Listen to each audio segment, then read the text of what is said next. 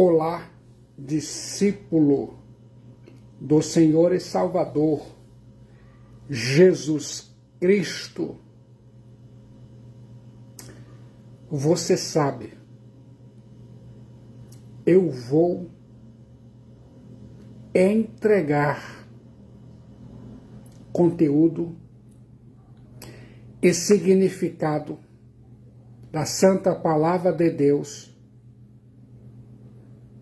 que vai mudar aquelas áreas de sua vida que você tanto deseja. Aqui e agora, faça desse momento um marco histórico. Se sente confortavelmente para ouvir? Eu vou agora compartilhar a parte 5 da teologia da epístola do apóstolo São Pedro. Você vai, nesse momento, se comportar dignamente com a sua identidade espiritual fornecida por Cristo Jesus. Eu fico imaginando, a Bíblia diz em 1 Pedro, capítulo 2, versículo 9. Vós, porém, sois raça eleita, sacerdócio real, nação santa, povo de propriedade exclusiva de Deus, a fim de proclamardes as virtudes daquele que vos chamou das trevas para a sua maravilhosa luz. Quero que pense nisso. Em contraste com os descrentes que rejeitaram o Messias, Cristo Jesus, e nele tropeçaram, nós, os cristãos, somos identificados pelo apóstolo São Pedro como um povo escolhido por Deus para a salvação da alma e ainda mais para uma missão específica no mundo. Como se sente quando ouve isso? Pense nisso.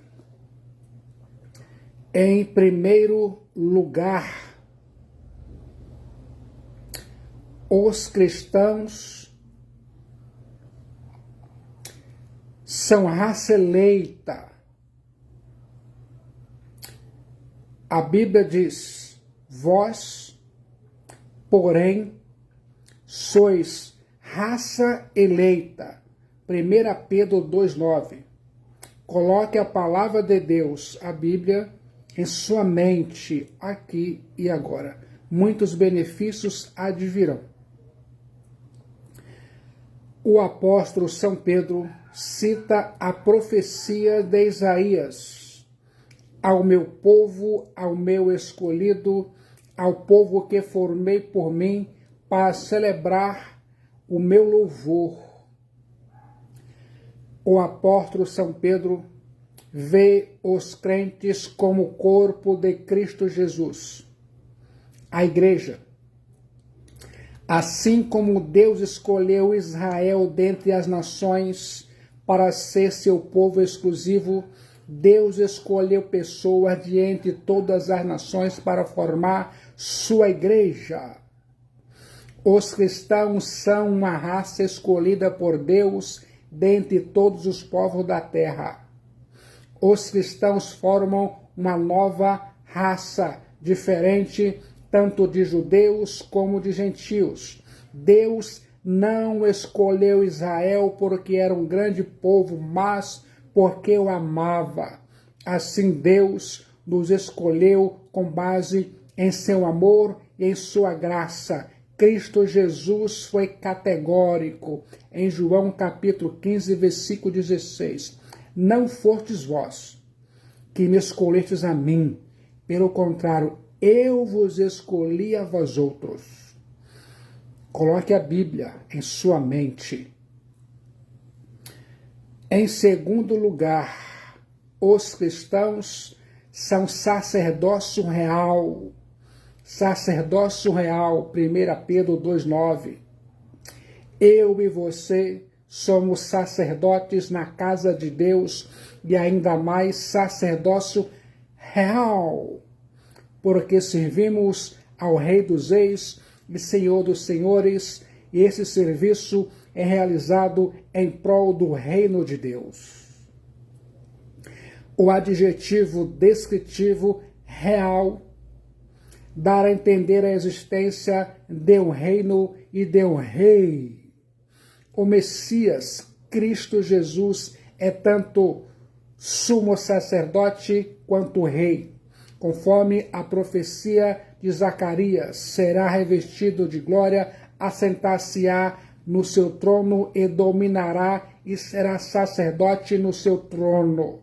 No templo do Antigo Testamento, o povo de Deus possuía um sacerdócio, mas agora é um sacerdócio. Todos os cristãos têm o privilégio de entrar na presença de Deus. Ninguém se achega a Deus por meio de alguma pessoa aqui na terra, mas pelo único mediador entre Deus e os homens, Cristo Jesus. Pense nisso. Em terceiro lugar, os cristãos são nação santa. 1 Pedro 2,9, nação santa. O apóstolo São Pedro retrata o povo de Deus como a nação santa, o que significa que seus cidadãos foram separados para servir a Deus. Deus nos escolheu para a salvação mediante a santificação e para a santificação. Deus nos salvou do pecado e não no pecado. Em quarto lugar, os cristãos são povo de propriedade exclusiva de Deus. 1 Pedro 2,9. Laos, eis, peritoices, povo de propriedade exclusiva de Deus. Eu fico pensando, ao longo dos séculos, Deus tem tomado para si o seu próprio povo. Esse povo, diferente de todas as nações do mundo, é um bem precioso para Deus. A herança de Deus.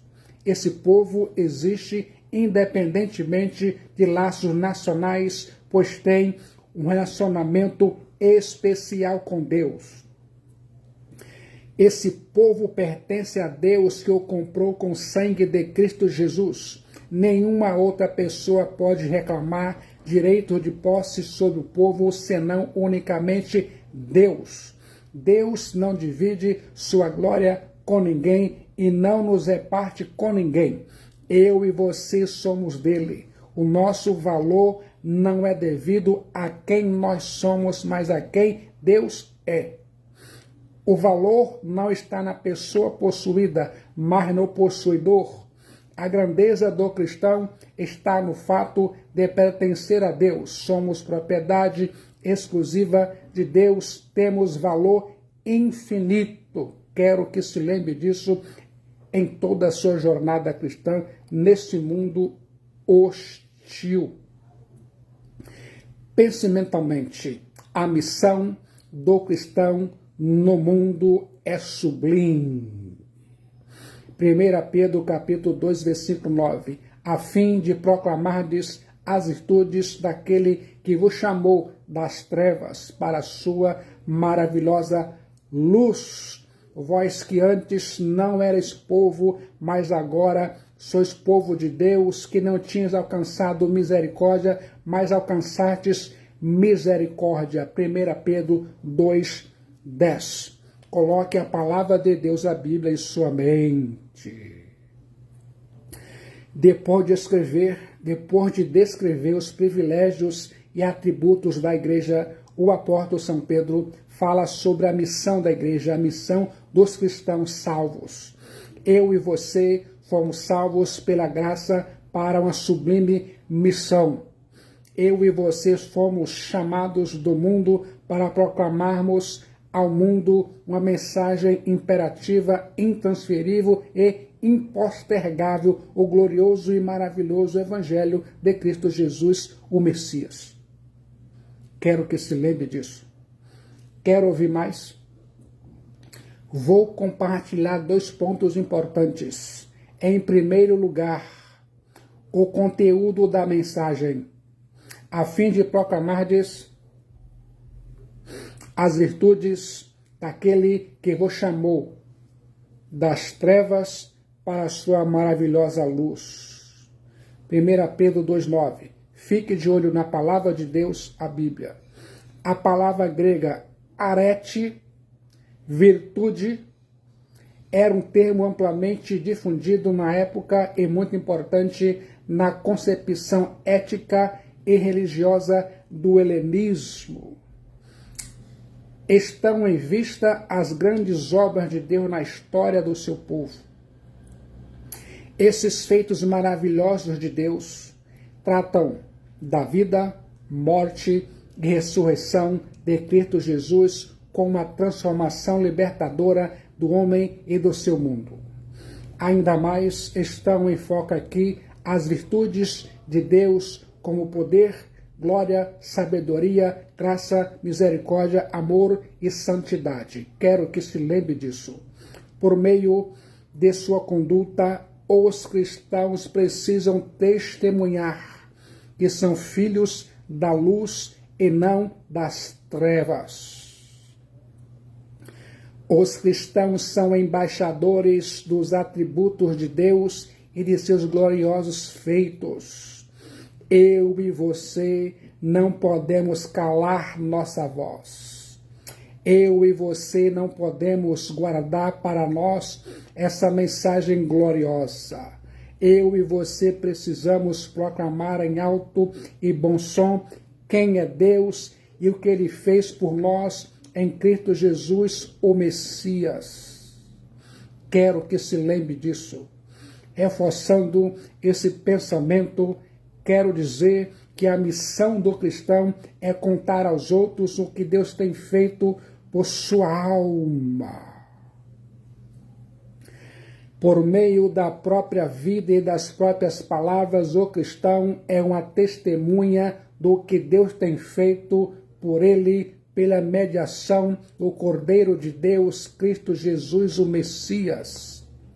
Quem experimentou a intervenção resgatadora de Deus em sua alma não pode silenciar a esse respeito, uma vez que sabe que foi arrancado do âmbito de poder das trevas e transferido para o senhorio libertador do ressuscitado, Cristo Jesus. Trevas significa distância de Deus, designa o que é diabolicamente mal. O ser humano distante de Deus vive nas trevas e realiza obras das trevas. Deus, porém, chama para fora das trevas, para dentro de sua maravilhosa luz. Quero que se lembre disso. Em segundo lugar, a motivação para a mensagem. Não eres povo, mas agora sois povo de Deus, que não tinhas alcançado misericórdia, mas agora alcançastes misericórdia. 1 Pedro capítulo 2, versículo 10. A Bíblia diz, eu acredito. O apóstolo São Pedro faz aqui um forte contraste entre o passado dos cristãos e o seu presente. O que Deus fez por você precisa ser uma forte motivação para cumprir com zelo, fidelidade e urgência a missão que Deus lhe confiou. Quero que se lembre disso. Eu e você não éramos povo, mas agora somos seu povo e propriedade exclusiva. Eu e você estávamos perdidos, sem esperança no mundo, entregues à nossa própria desventura, mas agora Deus derramou copiosamente sobre nós sua misericórdia. Agora eu e você somos filhos de Deus, morada de Deus, sacerdotes de Deus, para realizarmos a obra de Deus em Cristo Jesus. Quero chamar aqui agora a sua atenção para esta verdade. Chegou o momento que você tanto esperava. Submissão, a marca do cristão. Aqui, o apóstolo São Pedro tratou dos privilégios recebidos pelo povo de Deus. A partir de agora, adverte sobre os deveres do povo de Deus à igreja. O apóstolo São Pedro faz a ponte entre o que Deus concedeu aos cristãos e como isso precisa agora se refletir no mundo, de forma que aproxime outras pessoas do mesmo Deus. O apóstolo São Pedro aborda a questão da submissão no contexto do governo, do trabalho, da família e da igreja.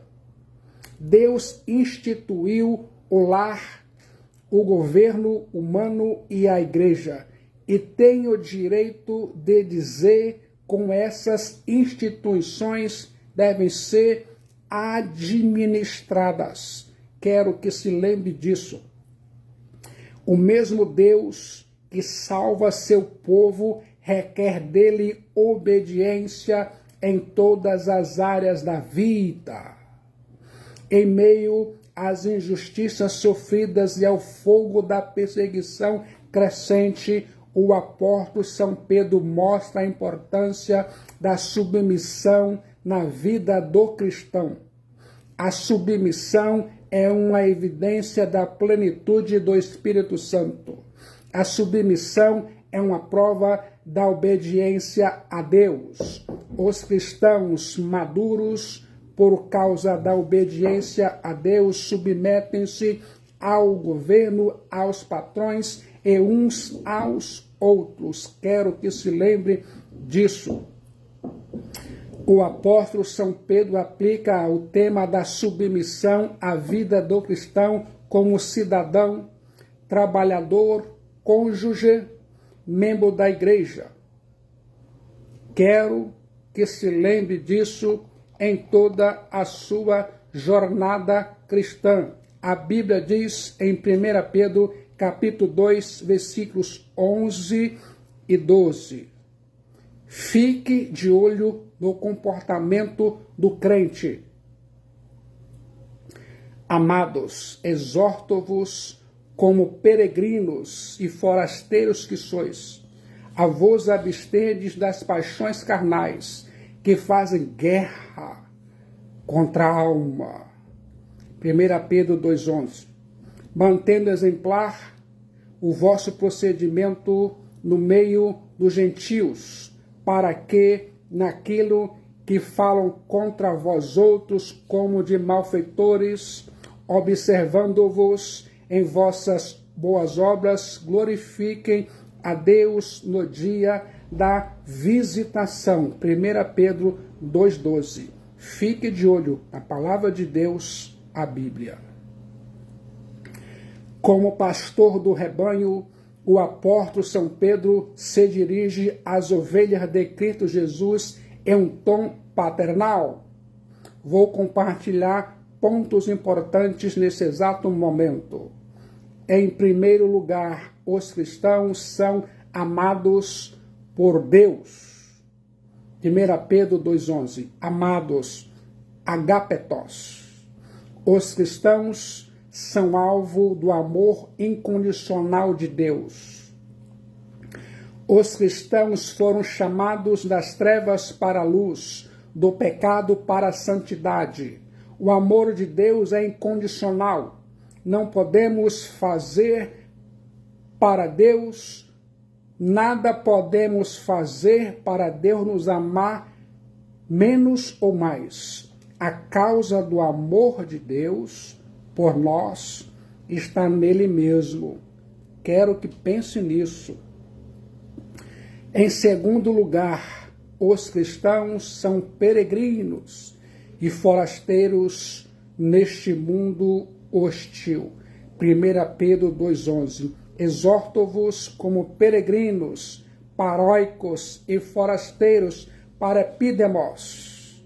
A expressão peregrinos e forasteiros retorna dois conceitos já abordados. Trata-se de dois grupos sociais distintos, mas aparentados dentro do aspecto social. Paróicos, peregrinos, pode ser melhor traduzido por estrangeiros residentes, uma classe de habitantes sem plenos direitos de cidadania. Refere-se a retirantes que residem sem pátria e cidadania em um local estranho. Para epidemos, são forasteiros visitantes que se detêm num lugar por certo tempo, mas não se configuram como residentes. Com isso, o apóstolo São Pedro diz que precisamos ter consciência da eternidade de nossa existência terrena. Os cristãos não têm cidadania permanente aqui neste mundo hostil, do qual Satanás é o príncipe. Os cristãos nasceram do Espírito Santo, nasceram de cima, e sua pátria está no céu, onde é a habitação de Cristo Jesus. Os cristãos estão viajando para a cidade celestial. Os cristãos estão aqui neste mundo de passagem e não têm casa permanente. Como já afirmei, a palavra grega paráikos, peregrinos, indica um estrangeiro residente que não tem cidadania, enquanto a palavra grega parapidemos, forasteiros, retrata aqueles que habitam na terra por apenas um breve tempo, como visitantes, pois sabem que a sua pátria está no céu. Esses termos foram usados para descrever os patriarcas, especialmente Abraão, que buscava a cidade cujo arquiteto e fundador é Deus. Quero que se lembre disso. Em terceiro lugar, os cristãos são guerreiros espirituais. 1 Pedro 2,11. A vos absterdes das paixões carnais que fazem guerra contra a alma, psique. A vida cristã é um campo de guerra. Os cristãos travam uma batalha sem trégua contra o diabo, o mundo e a carne. A verdadeira luta do cristão não é contra as pessoas que os cercam, mas contra as paixões dentro deles. Nesse texto, o apóstolo São Pedro destaca a necessidade dos cristãos se abster das paixões carnais. Aqui agora, quer saber quais são essas paixões carnais? Se sente pronto para ouvir? O apóstolo São Paulo responde. 1 Pedro capítulo 4, versículo 3. Porque basta o tempo decorrido para teres executado a vontade dos gentios, tendo andado em dissoluções, concupiscências, borracheiras, orgias, bebedices e em detestáveis idolatrias. 1 Pedro 4,3. Na batalha espiritual, o cristão precisa resistir ao diabo, não se conformar com o mundo, mas fugir das paixões carnais. O caminho da vitória sobre as paixões carnais não é o enfrentamento, mas a fuga e a abstinência. Essas paixões carnais incluem as obras da carne registradas em Gálatas 5, 19 a 21, mas vão além delas. Essas paixões carnais compreendem o orgulho, a inveja, a malícia, o ódio, os maus pensamentos que caracterizam a caída natureza humana. Essas paixões guerreiam contra a psique, a alma, a fim de contaminá-la e destruí-la. Quero que se lembre disso. O salário do pecado é a morte. Um dia vai chegar a conta. Em quarto lugar, os cristãos são exemplos de conduta irrepreensível no mundo hostil. 1 Pedro 2,12. Mantendo exemplar o vosso procedimento no meio dos gentios, para que, naquilo que falam contra vós outros como de malfeitores. Eu penso, os gentios aqui não são uma raça distinta dos judeus, mas os incrédulos. Sejam eles gentios ou judeus, os não salvos nos observam, falam contra os cristãos e procuram desculpas para rejeitar o glorioso evangelho de Cristo Jesus. Os cristãos estavam sendo acusados injustamente por muitos delitos e crimes. Os cristãos estavam debaixo da intensa hostilidade, sofrendo graves injustiças. Manter uma conduta irrepreensível quando somos aplaudidos, elogiados, é fácil. O desafio é manter exemplar o procedimento, mesmo quando eu e você, servo de Deus, somos alvos de maledicência, catalália. Em quinto lugar,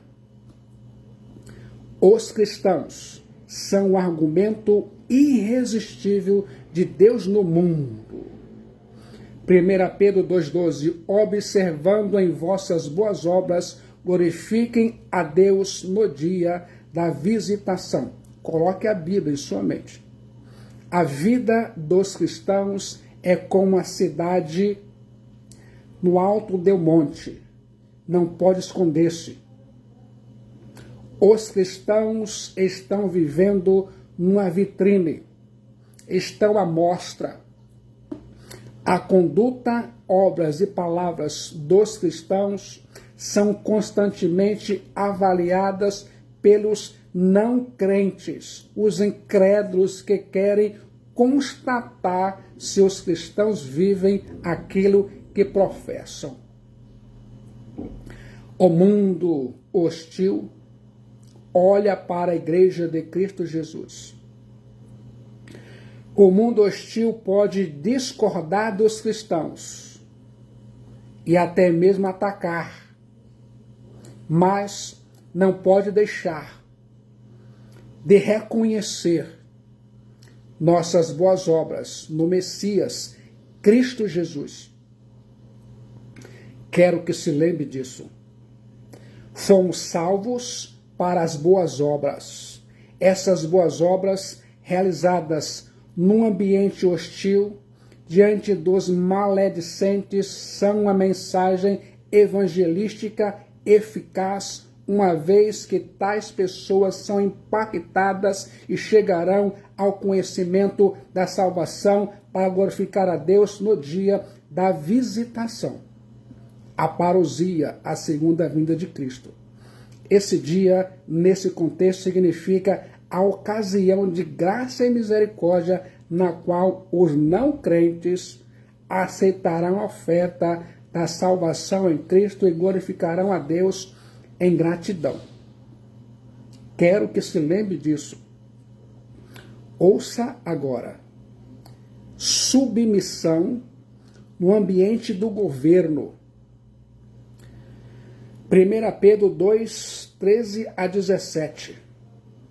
Sujeitai-vos, pois, a toda instituição humana, por causa do Senhor, quer seja o rei como soberano, quer as autoridades como enviadas por ele, tanto para castigo dos malfeitores, como para louvor dos que praticam o bem. Porque assim é a vontade de Deus, que pela prática do bem façais emudecer a ignorância dos insensatos, como livres que sois, não usando, todavia, a liberdade por pretexto da malícia, mas vivendo como servos de Deus. Tratai todos com honra, amai os irmãos, temei a Deus, honrai o rei. Coloque a Bíblia em sua mente, muitos benefícios advirão. Deus instituiu a família, a igreja e o governo. Deus não é o Deus de confusão, mas de ordem. O princípio de autoridade e o de dever de submissão são ensinos claros nas Sagradas Escrituras, a Bíblia. Mesmo num contexto turbulento como o Império Romano, e mesmo tendo o insano imperador Nero no poder, o apóstolo São Pedro não recua, nem transige com a verdade. Vou compartilhar pontos importantes. Em primeiro lugar, a abrangência da submissão. Sujeitai-vos a toda instituição humana. Pedro aborda a submissão primeiro no âmbito mais geral. A magistratura certamente existe por direito divino, mas a forma particular de governo, o poder da magistratura e as pessoas que devem executar esse poder são instituições humanas governadas por leis e constituições de cada país particularmente. A palavra grega hipotasso, traduzida por sujeitai-vos, significa colocar debaixo de, submeter-se. Os cristãos se colocam voluntariamente sob a égide das autoridades públicas, prestando-lhes uma submissão cristã sem subserviência. A submissão não é uma opção, mas um mandamento. Um cristão não pode ser anárquico nem rebelde.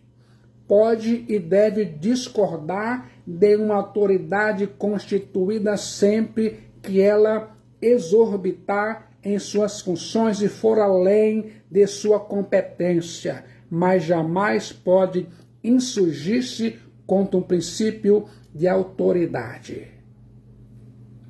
O princípio da vida cristã redimida não deve ser a autoafirmação ou a exploração mútua, mas a submissão voluntária a outros. A fé cristã nos ensina a honrar o próximo. Precisamos colocar os interesses do próximo acima dos nossos. Precisamos ter mais alegria em dar do que receber e mais alegria em servir a Deus e quem quer ser servido. Quero que pense nisso. Em segundo lugar, a motivação para a submissão por causa do Senhor. 1 Pedro 2,13. A Bíblia diz: eu acredito. Submissão não significa obediência cega nem subserviência. No projeto de Deus, não há espaço para o autoritarismo despótico nem para o absolutismo. Reis e governadores não têm o poder absoluto. Deus governa do trono do universo todo mundo. O poder que exercem é otorgado por Deus. Por isso, são autoridades constituídas por Deus e devem governar sob a autoridade absoluta de Deus. Quando um governo se assenta no trono e arroga para si o título de Senhor e Deus, como fizeram alguns imperadores romanos, está em completo desacordo com os preceitos de Deus. Nesse caso, a desobediência civil não é apenas uma possibilidade, mas uma necessidade, uma vez que importa obedecer a Deus mais que aos homens. Nessa obediência, as autoridades constituídas decorrem de nossa obediência a Deus. É por causa do Senhor e Salvador Jesus Cristo que somos submissos às autoridades, por causa do Senhor. Pedro apóstolo deixa implícito que Deus é soberano em todas as áreas, está plenamente no controle de tudo. Ele governa cosmos, universo. Quero que se lembre disso. Em terceiro lugar, os níveis de autoridade, quer seja o rei como soberano, 1 Pedro 2,13. Quer as autoridades como enviadas por ele, 1 Pedro 2,14. Quer saber o que o apóstolo São Paulo está dizendo? Não importa o sistema de governo, monarquia, presidencialismo ou parlamentarismo, o cristão precisa prestar obediência. Não importa se a autoridade é um rei, presidente ou primeiro-ministro, o dever do cristão é sujeitar-se a ela. Esse respeito e essa obediência não são a pessoa, mas a função que ela ocupa. O apóstolo São Pedro escreveu essa epístola nos últimos anos do perverso e maligno imperador Nero.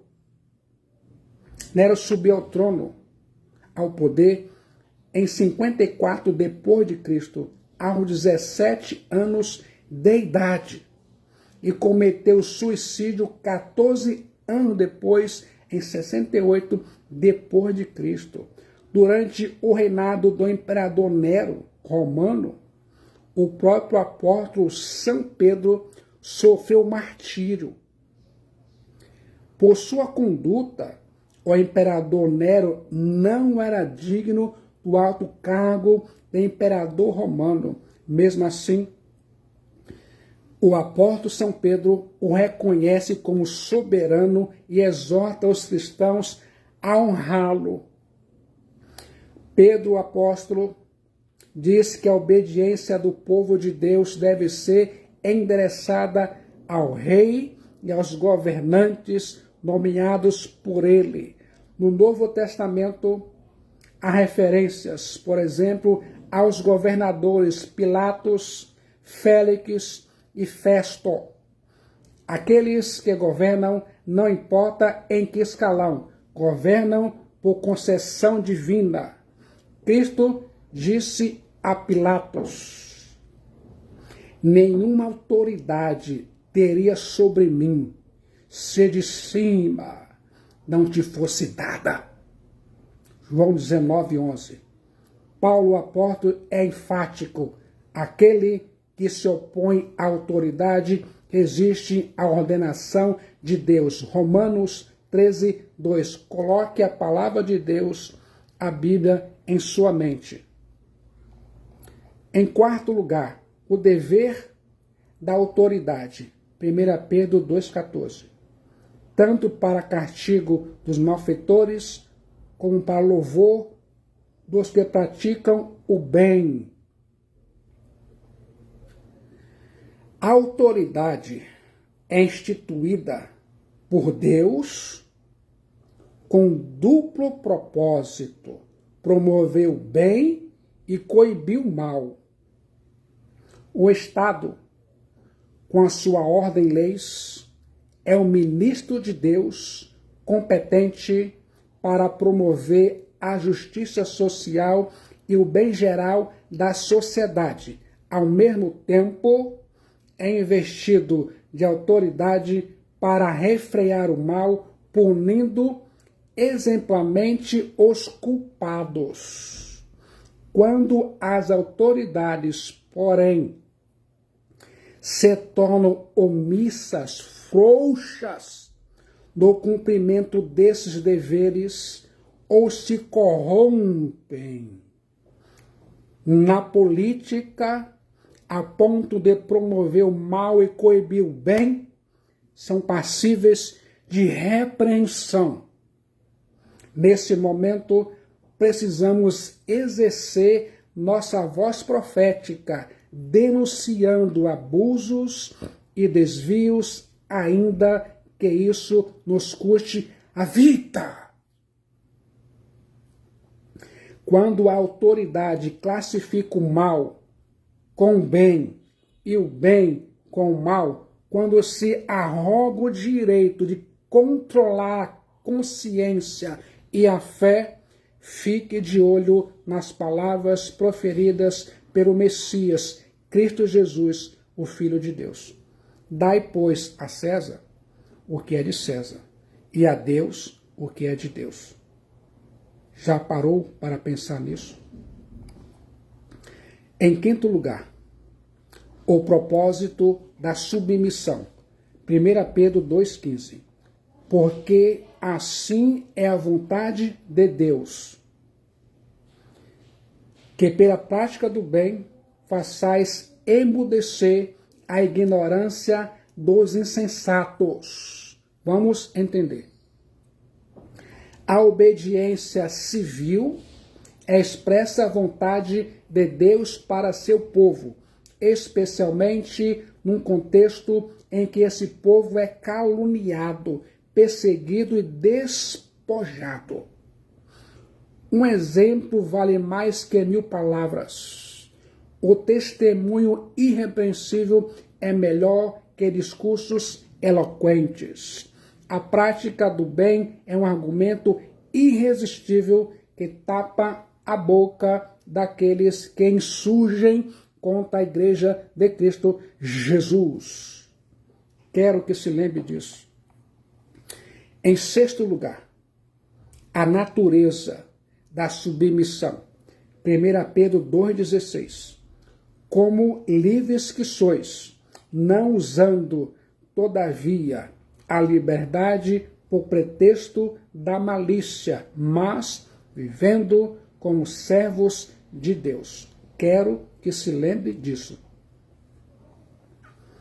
Eu e você somos servos livres, pois a ética cristã começa na libertação de toda forma de escravidão. A verdadeira liberdade promove o bem do próximo e a glória de Deus. Quanto mais você serve a Deus e ao próximo, mais livre se torna. A submissão cristã não equivale à escravidão nem à fraqueza. A submissão significa liberdade e força. Usar a liberdade cristã como motivo para anarquia e desobediência civil é corromper a liberdade, insurgir-se contra a natureza da submissão. Transformar liberdade em libertinagem e submissão em insurreição é um pecado contra Deus e uma afronta às autoridades.